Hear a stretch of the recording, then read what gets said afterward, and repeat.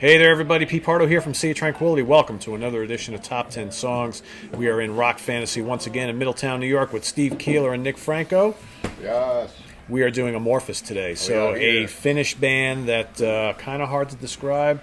I mean, God, they do death metal, they do folk metal, they do like kind of stoner metal. They do like melodic rock and power metal. They kind of like, they do prog. They do like all of this stuff and roll it into one of the most unique bands, I think. I think this man here is in love with something. He's a big fan. He's a big fan. He knows them personally, so yeah.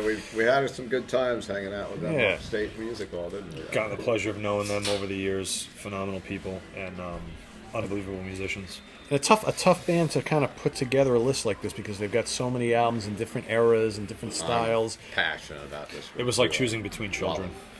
Yeah. Between children. So we're going to start off with our number 10. We're going to work our way around and move up to number 1. So Steve's going to kick it all off. I am coming in at number 10. I mean, there's probably, we could do a top 200 with that. Yeah. Number 10, Weaving the Incantation. I tried to go across different albums, too. Yeah. Not, I don't know. Weaving the Incantation off of Silent Waters. Good You're number 10. Mm-hmm. Me? Yes. Oh, hi. Hi, everyone. Changing order. I'm awake. We're going to go with the Golden Elk from their latest album, yes, Queen of Time, which is one of their best albums. It is. Easily, which makes this even harder to do because they have such a, big past with albums. But the Golden Elk has just got that golden chorus that they manage so well with new singer. He's not new anymore with Tommy Utzon.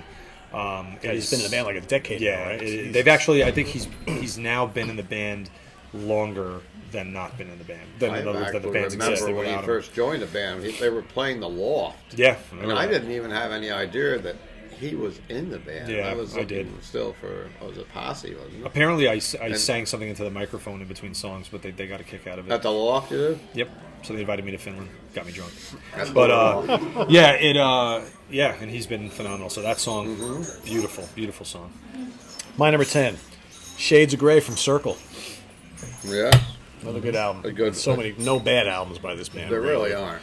And so many great tunes. So, you're ready for my number 9, Steve. The Wanderer off of Circle. Oh, I love that song. You guys are hitting Circle. Interesting. Yep.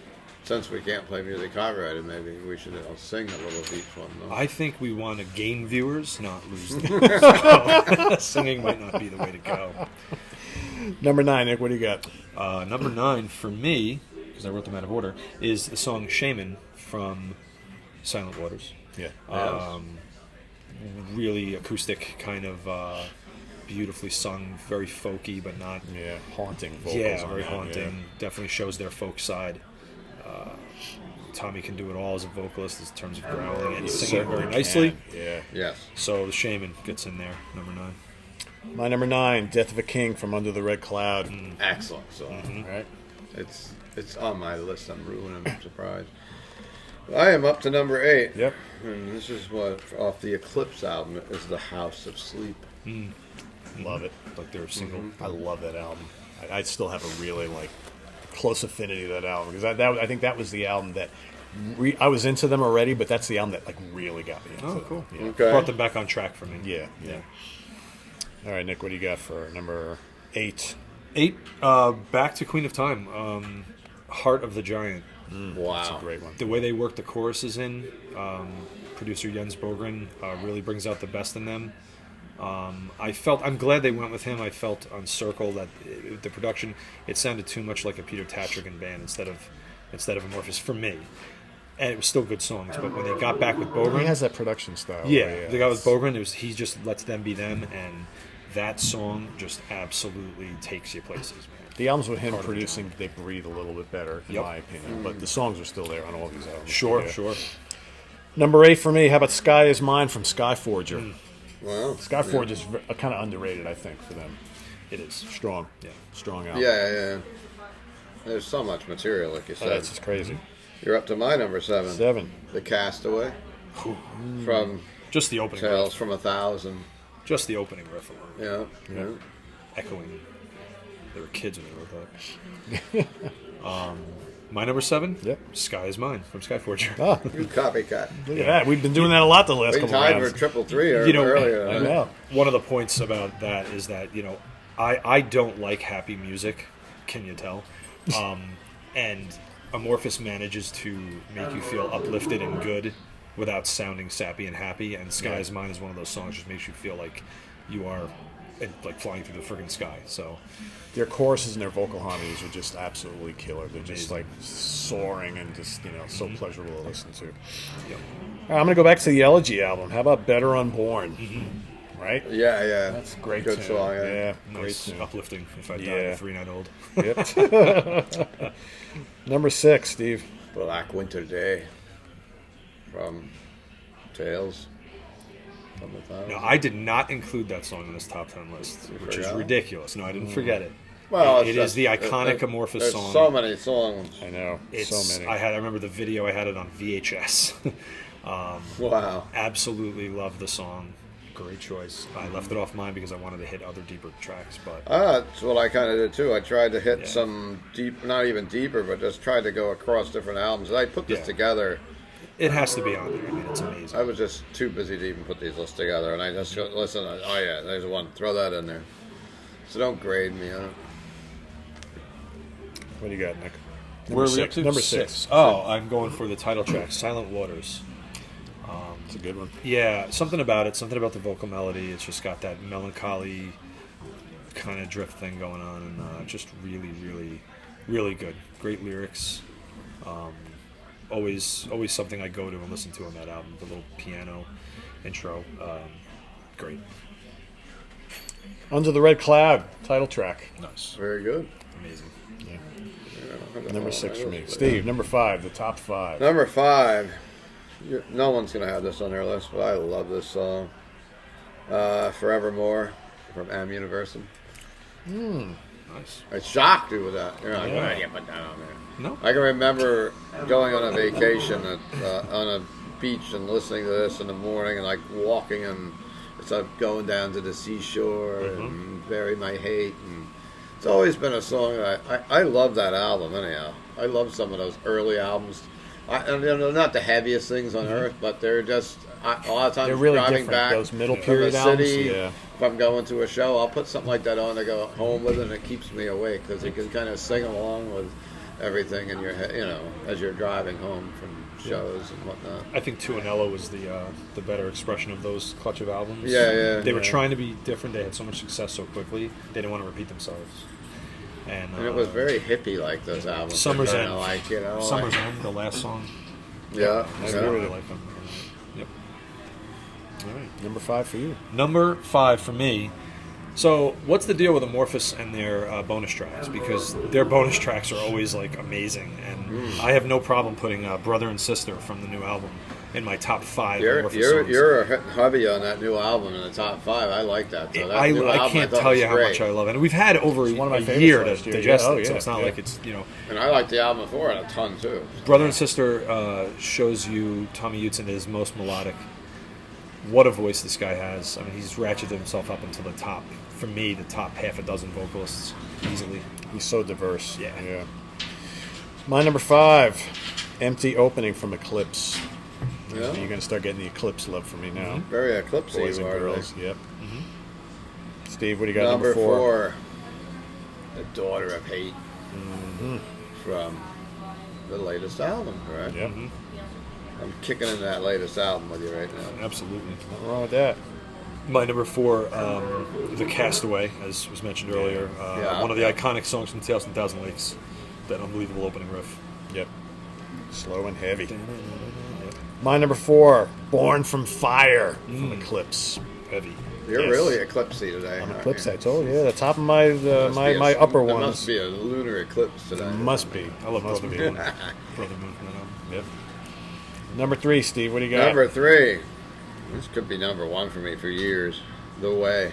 Oh, nice. 2 Okay. and L. I would love to see them play that live still. Like I remember last year, they're asking what song could we play. I'm like, play The Way. Just love that song. Please play it. It's got a great vocal line. Great. And it's just such a cool, just smooth and flows through. Absolutely. The devil has shown you. Love it. Number 3 for Nick. My number 3 is My Cantala from Elegy. Oh, I looked at that Yeah. hard last night. One of the- made my list. Oh yeah, and it's funny because as I was telling you before, That's what's on. That's what I meant. Elegy to have is one of their finest albums, and the lineup that made that album never made another. Like that's the only lineup. That's the only album that lineup ever made, and everybody's gone except for the original two and guitarists. And yeah, that song just wow. The It's a keyboard cool solo album too because it's very different from the first album. Yeah, you know yeah, the keyboard solo alone. Oh Yeah, my yeah. god. Yeah, absolutely. Yeah. My number 3. Let's go to the latest album, Queen of Time. How about Message in the Amber? Oh, wonderful. Love it. Excellent song. Love it. Queen of Time's a great record. I Yeah, could it have. is. Yeah, it's unreal. Lucky to see that tour. About I followed them around like me and him actually followed them around like deadheads. Yeah, I might as well. I'm We basically went to the a groupie Gramercy at this show. point. We went to the Worcester show, right? Yeah. And then we followed them to the Upstate Music Hall. Yeah. At least I did, and that was that great tour with Dark Tranquility and Omnium Gatherum and Moonspell. It was like, and then they crossed over with Winter Sun and they above his Karis at the Worcester. It was just a European metal dream. You don't see that too often like I that. think at this No. point I've probably seen Amorphis live more than any other band except Iron Maiden. Wow. I think. Okay. You might have seen him almost as many times as Al has seen Slayer. But I forget a lot of things. So I drink a lot. The vodka's talking. Now. Yeah. What Steve, what do you got, number 2? Yeah. Number 2 is The Death of a King. Which someone else already mentioned, but that's just such a heavy track. That is a great track. It is. Get you Epic. moving. My number 2, I'm staying with Elegy with the title track. One of the most heartbreaking songs you will ever hear. And it's aged very well from 1996. Just melancholy, some heaviness, but man, you can get lost in that. Excellent I song. want to listen to Amorphis when we get done with this. We've actually been taping for a while, and the store's very silent, so I'm really ready to hear some soon as we're music in the done, just start background. crank up We've the- been doing Yeah. this for a few hours Yeah, now, but I'm it's great. due for a good tantrum, just running around and screaming. My employees are like, wow, Steve, it's like a library in here. Yeah, exactly. My number 2, Leave Scar from Eclipse. You are an Eclipse master. I told you. It's Maybe it's the only one he has. No, I got them all. I just dig that album. I really dig it. You sure do. I dig it. I'm going to have to listen to Number that album one. in your honor later. Number 1 for me, and this is a band like we're talking. There's a lot of bands that have been around this long where you're like, the new album is cool, but it doesn't hold up. The Bee is my number 1 The Bee is song. great, yeah. And I tell you, he's hit a lot with their new album. Their new album's strong. This is not a band that's like resting on any laurels. None. And The Bee, I mean, I could listen to that song over and over again. No laurels were rested upon in the making No. of this album. Yep. And The you Bee wanna- was in my original top 10. Yeah. Do you want to hear my honorables before we go ahead, or no? Let's finish the my top top, 10s. okay. Yeah. So go for your number 1. So my number 1 is a little bit off the grid. They had an EP attached to Tales from a Thousand Lakes, and now they're combined as one album. There was a song called Moon and Sun Part 2, North's Sun. That is my favorite Amorphis composition ever. Wow. Yeah, it strides the line between the death metal that they were, with the folky period, and the melodic thing that they were headed, melodic type of metal that they were headed towards. It rides that line perfectly. It's got all the youthful energy that they started out with as kids, and absolutely just kicks butt every time. Very cool. It's a good choice. My number 1 is House of Sleep, which I think one of you mentioned before. Yeah, that was on mine. Yeah, off the Eclipse album. Love it. It's so memorable, so heavy, kind of proggy. It's just great. So I think they played that on the tour this year, if I'm not mistaken, didn't they? Which one? House of Sleep. I think they come out with the it's either the last song they play. Or I think it was the last song, yeah. Yeah. 'Cause I remember singing it to you in the streets of Manhattan. Yes. After a few drinks. You singing to me in the streets? No way. You sometimes sing it. Oh, if you ever go God. to New York City and Yeah. you see this guy at a show, he will Yeah. sing to you at Yep. the pizzeria. Put me on mute. He'll jump in the garbage piles. I should probably apologize to everyone I've ever met for everything. Yeah, thanks. Honorable mention. got a couple honorable mentions for you guys. Or did you do? I did mine. Yep. All right. House of Sleep. Silver Bride, Yeah, That's a good Weeper one. on the Shore, Oh, Yep. forget it. Magic and Mayhem, Magic and Mayhem. That should have been my top 10. Dark Path, Drifting Memories, Yeah. Bad Blood, Withered to an Ellen. Yep. And Amorphis is one of my favorite I'd bands. say We have a lot of Amorphis stuff here if you want to buy some. Summer's End, Greed, Wrong Direction. Wrong Direction, the rest of Queen of Time. How about Sampo? Oh, great. Sample's great, right? Great. Yep. Beautiful. So many great songs. My honorable mention list is so long, just because these guys don't have a bad song. Yeah, And there's it was really hard list to put together. Yeah. Almost as hard as the Enslaved one that we're going to do next. But, so anyway, Steve wandered off again. So for Nick Franco, I am Pete Pardo. This is on the web at www.seatranquility.org. We're on Facebook. We're on Twitter. I was going to say on Facebook.